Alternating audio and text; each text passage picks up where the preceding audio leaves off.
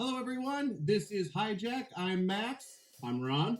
And this is the second installment of our new web series, Sunday Funday. We're so happy you're checking us out. Yep. And also feel free to check us out on our website, hijackmke.com. We're in the process of updating our website at the moment, so if you try it out and it doesn't work, don't get discouraged. We are working on it. We just wanted to try to make it better for everybody. Other than that, if you watched the first video, thank you very much for doing so. Anybody that hasn't, please send them our way. Please like our videos. Please subscribe to our channels. I'll tell you right now, our first goal is to get at least 100 subscribers. That way we can have our own custom domain and we can make everything a little bit more smooth in terms of finding all of our stuff on social media. So, we need 100 people. I think we have, what, 41. 40? Okay. We're 41% of the way to our goal. I thought we almost had 50, but maybe you're right. Maybe we're at, I don't know, maybe it went up. Okay. Right. And the first question of the day is... Oh, where did the name Hijack come to be? Well, the way that it works, while Max and I kept on texting each other via instant messenger and everything else like that, in the early infancy and advent of our band days, if you will, we kind of came about it off of both of our personalities. Me being the high-spirited one, and the one that's always greeting everybody, hi, and, well, Jack, always liking Jack Daniels, being a jack of all trades, being a very multi-talented and awesome musician. Yet again, thank you. Basically just decided to merge the two together, and then you get a hijack.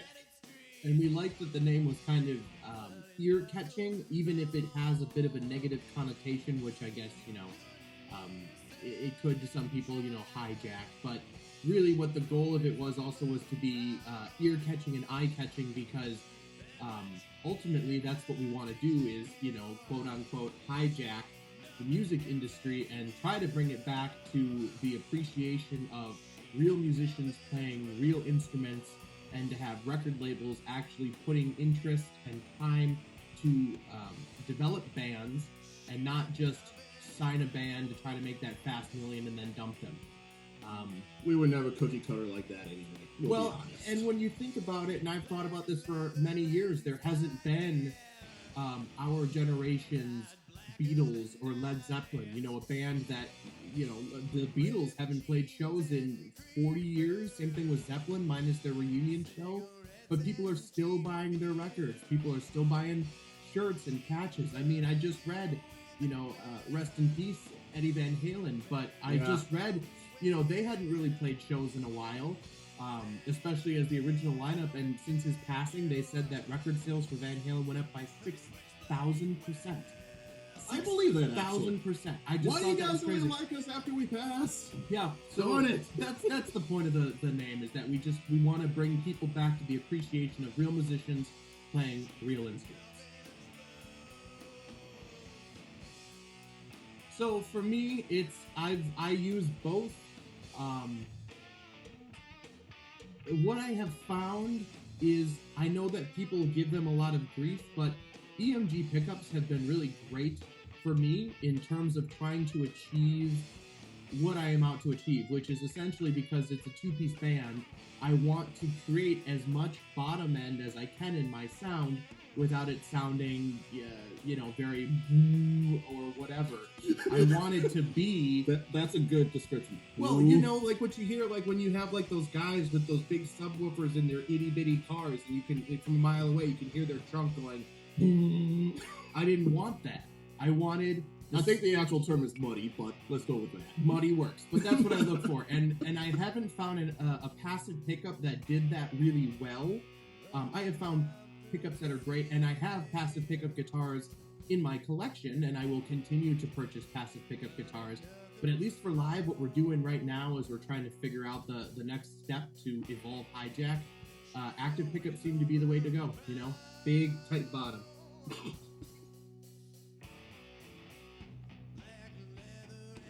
This is a very long list, and I have to keep it down to 5.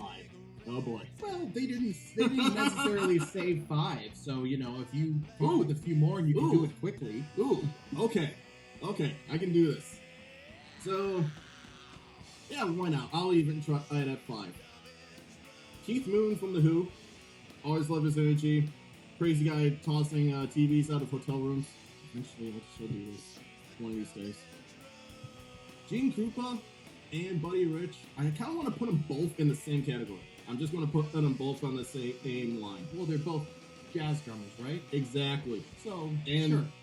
Seriously, if you ever want to be just kind of awe-inspired, just watch a Gene Krupa versus Buddy Rich drum battle. That's just amazing.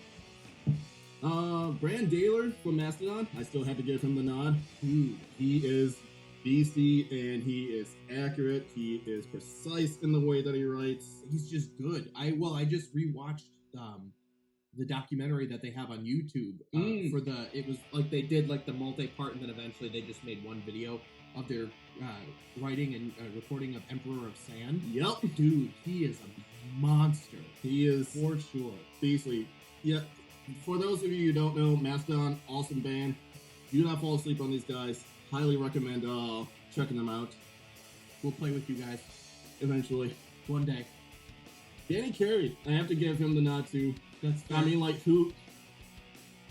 As many things as Tool has done, as many things as that man has done in his career, and also having the ability to see him live, yeah, Danny Carey is definitely another beautiful influence. And you know what? For the last one I'm going to mention, I'm going to actually say a local one. Okay. I'm going to give it to Eric Morrissey, a.k.a. Mr. Massacre. He's a drummer for Audio's Rehab. Okay. He's also done on many other projects. In fact, he's... should I even finish Roller Beans? I'm pretty sure he's on our next coming album. Just saying. Is he? He is. Oh, okay. Right on. But Eric Morrissey, Mr. Massacre, machine gun drummer, absolutely precise, awesome guy all around.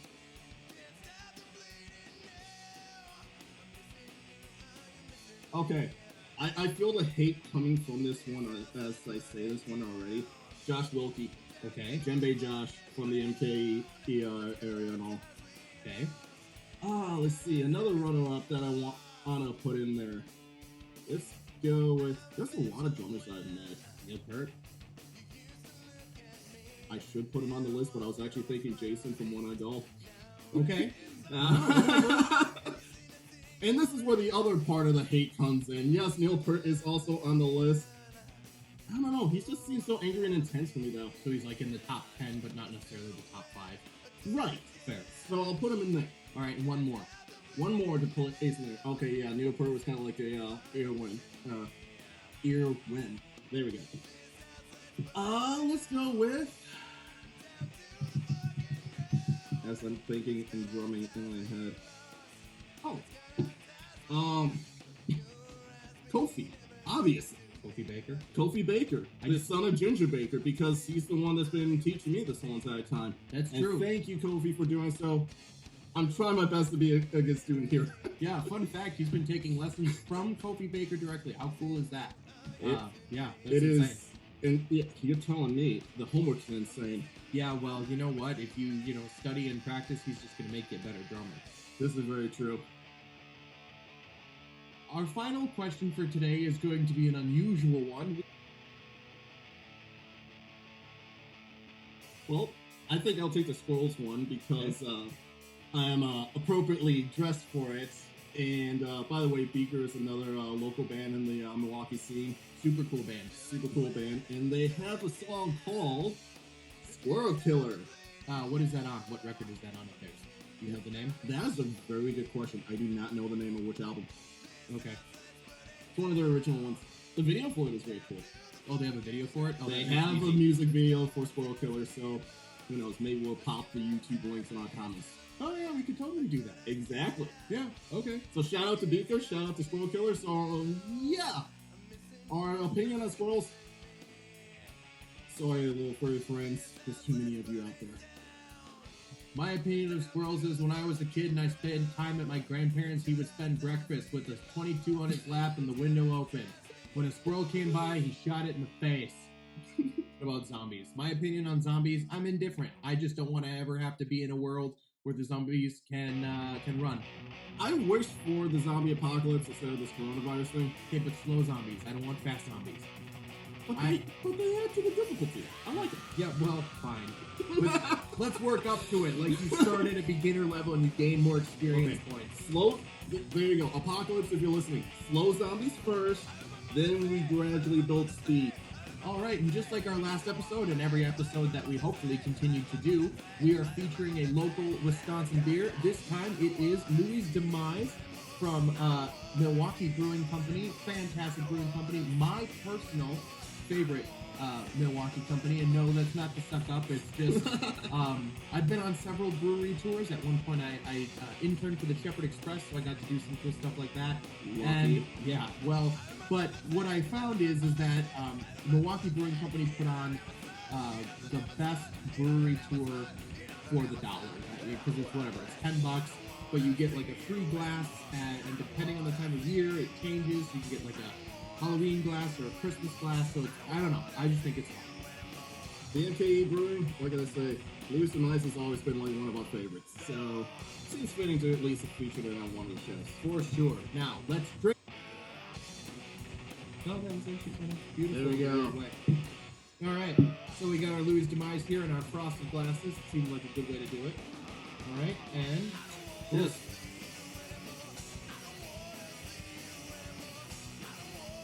Oh, such a good one. Every time I have one, because what it reminds me of, I think,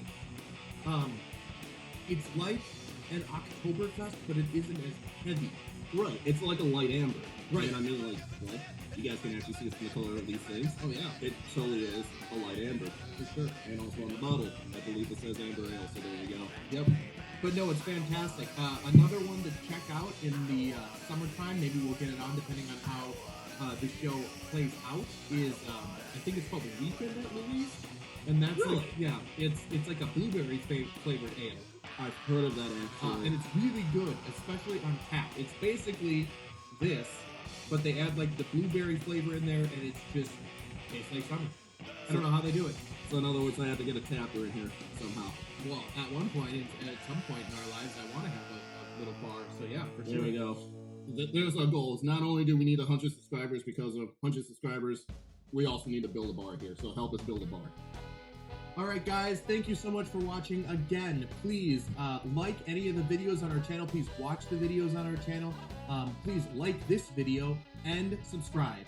We are planning on trying to put out one of these every week on top of other content that we are in the process of working on. But we got to make sure that we're latching on to you guys. So please, please, please, please like and subscribe and comment more questions. We need the questions. So thank you guys very much. We're going to enjoy this beer now. Right? Cheers, mates.